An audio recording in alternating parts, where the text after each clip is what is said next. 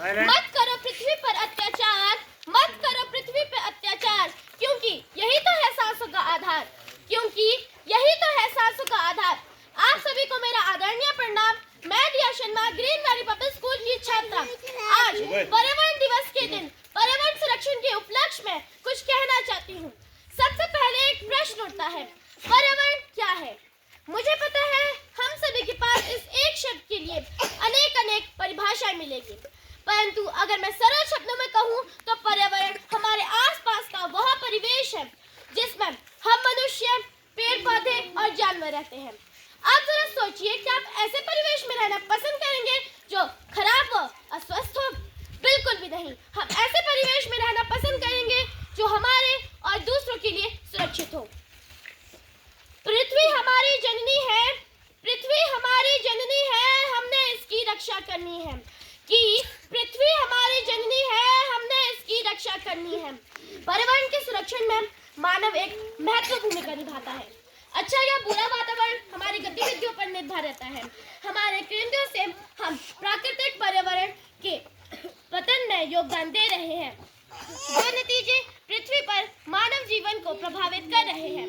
इस आधुनिक दुनिया में सभी मानव कार्यों व गतिविधियां सीधे पूरे परिस्थिति के तंत्र और पर्यावरण में प्रभाव डालते हैं।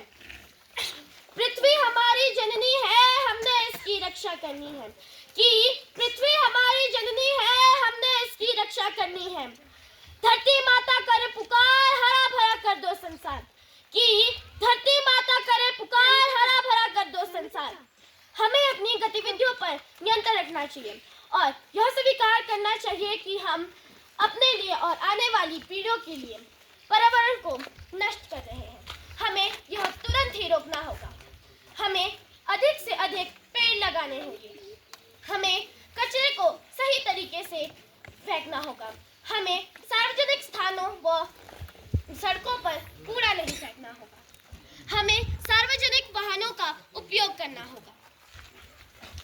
पृथ्वी हमारी जननी है, हमने इसकी रक्षा करनी है। कि पृथ्वी हमारी जननी है, हमने इसकी रक्षा करनी है। प्लास्टिक को कह दो अलविदा, कि प्लास्टिक को कह दो अलविदा, धरती को फिर से बना दो जिंदा। कि प्लास्टिक को कह दो अलविदा, धरती को फिर से बना दो जिंदा। ग्लोबल वार्मिंग, चक्रवात, रोग जैसे कुछ लक्षण हैं जो हमें बताते हैं कि हम एक असंतुलित वातावरण में रह रहे हैं। हमें अपने पर्यावरण को बचाने के लिए अधिक से अधिक पेड़ लगाने की कोशिश करनी होगी। पर्यावरण का संरक्षण करना बहुत बड़ा काम है, लेकिन ऐसा कुछ नहीं है जिसका कोई हल नहीं निकाल सकता। हमें बस कुछ कदम उठाने की आवश्यकता है। हमें बस अधिक पेड़ लगाने हैं और अपने पर्यावरण को बचाना है। क्या यह आसान है? जी हाँ, यह बिल्कुल आसान है। हमें बस अपने आप को सतर्क रखना है और अपने बच्चों को भी यह शिक्षा देनी है कि हमें पर्यावरण को नुकसान नहीं पहुंचाना है।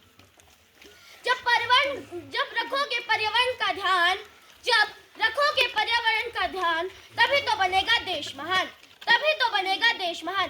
धन्यवाद। जय हिंद, जय भारत।